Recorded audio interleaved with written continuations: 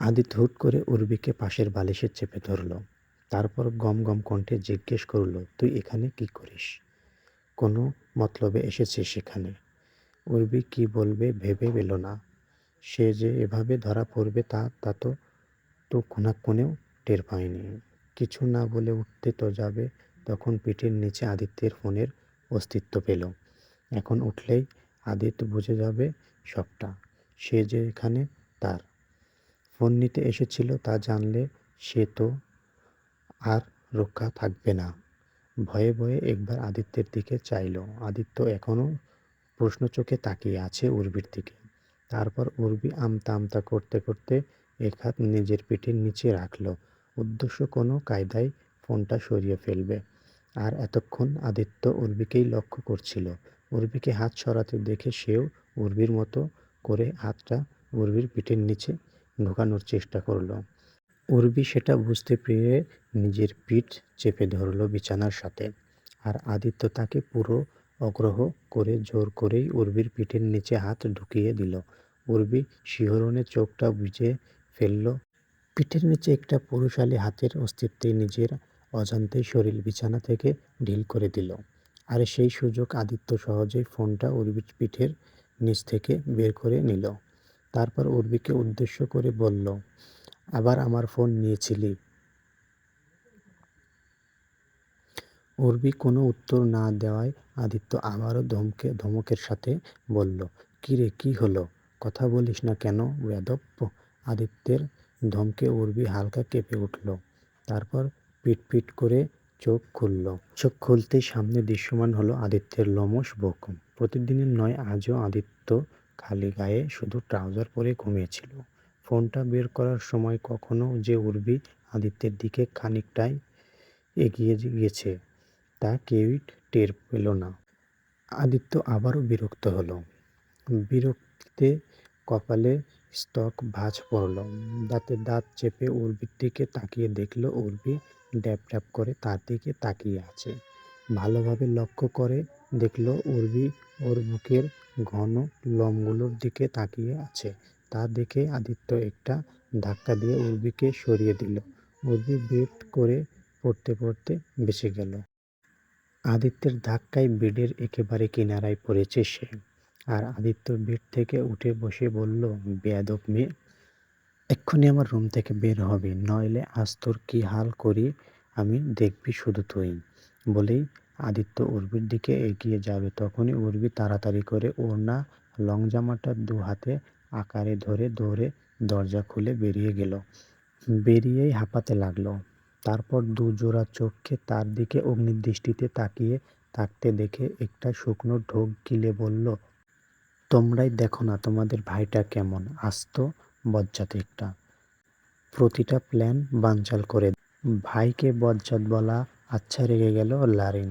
চশমাটা ঠিক করে দাঁতে দাঁত পিষিয়ে শক্ত কণ্ঠে বলল, এই বারবার নিজের দোষটাকে আমার ভাইয়ের ঘাড়ে দোষ দিবি না। কেমন করে ফোনের লক খুলছিলি যে ভাই জেগে গেল?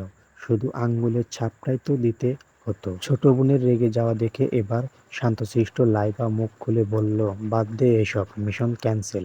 উর্বি যে পারবে না সেটা আমার আগেই জানা ছিল। এই বিষয়ে আর কোনো কথা আমি শুনতে চাই না। বলেই লাইবা হাঁটা ধরল রুমের দিকে। তা দেখে উর্বিও একটু রাগের সাথে বলে উঠল, তাহলে তোমরাই উদ্ঘাটন করো না আদিত্য ভাইয়ার গার্লফ্রেন্ডের রহস্য। শুধু আমাকে বলো, আমি কিছু পারি না? তোমরা করে দেখাও, না হলে তোমরা কি পারো? ল্যারিনও উর্বির কথাকে মাটিতে না পড়তে দিয়ে সাথে সাথে বলল, শোন উর্বি, তোরই বেশি আগ্রহ ছিল ভাইয়ের গার্লফ্রেন্ডকে নিয়ে, আমাদের না। আর তুই তো রোজ বলিস তাই ফেসবুকে এক ছবি আপলোড করেছে, আমরাও তো আর বলি না। উর্বি কিছু বলতে যাবে কিন্তু আর কোনো কথা খুঁজে পেল না। আর লাইবা উর্বি ল্যারিনের ঝগড়া শুনে তাড়াতাড়ি এসে দুজনের মুখ দু হাত দিয়ে চেপে ধরল। ল্যারিন হাতটা ছাড়িয়ে কিছু বলতে নেওয়ার আগেই লাইবা দুজনকে টেনে সরিয়ে নিয়ে গেল।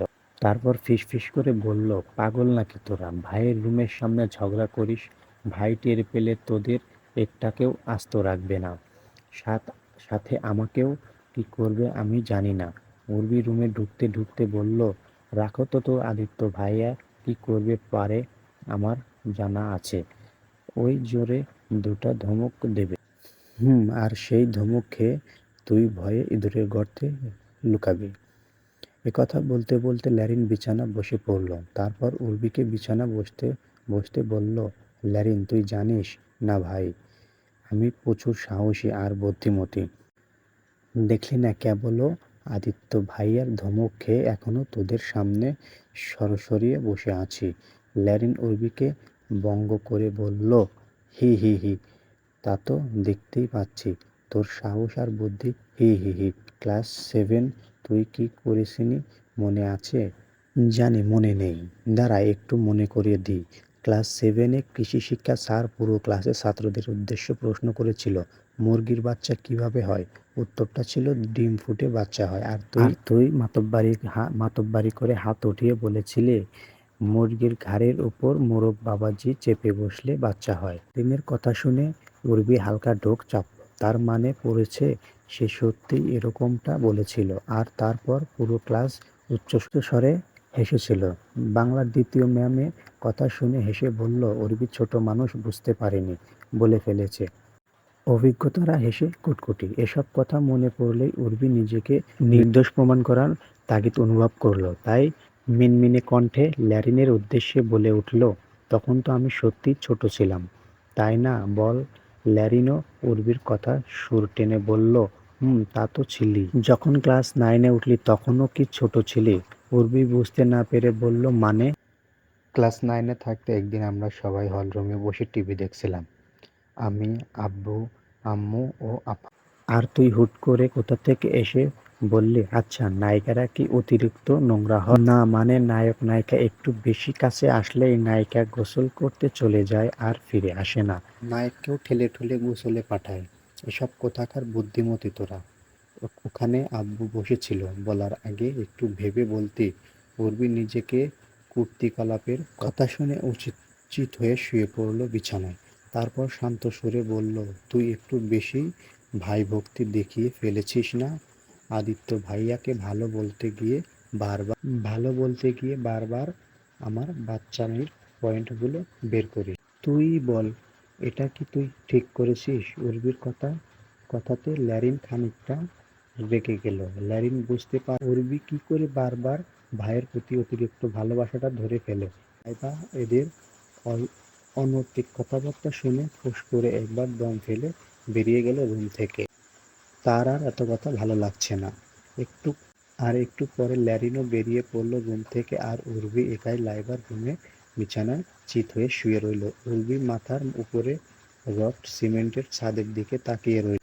তারপর হালকা চোখ বন্ধ করতেই সামনে ভেসে উঠল কিছুক্ষণ আগের মুহূর্তগুলো। কিভাবে সে আদিত্যের ফোনের লক খুলতে গিয়ে আটকা পড়ল, আর তার পিঠের নিচে আদিত্যের হাত, সাথে অদ্ভুত শিহরণ, আর আদিত্যের ওই লোসম বুক। এইসব কিছু তার চোখের সামনে ভাসতে লাগলো। আর একটা সময় উর্বি।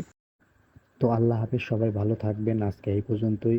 যদি কোনো ভুল হয়ে থাকে তাহলে ক্ষমা করে দেবেন। আর আমার চ্যানেলে যারা নতুন তারা অবশ্যই চ্যানেলটি সাবস্ক্রাইব করে পাশে থাকবেন।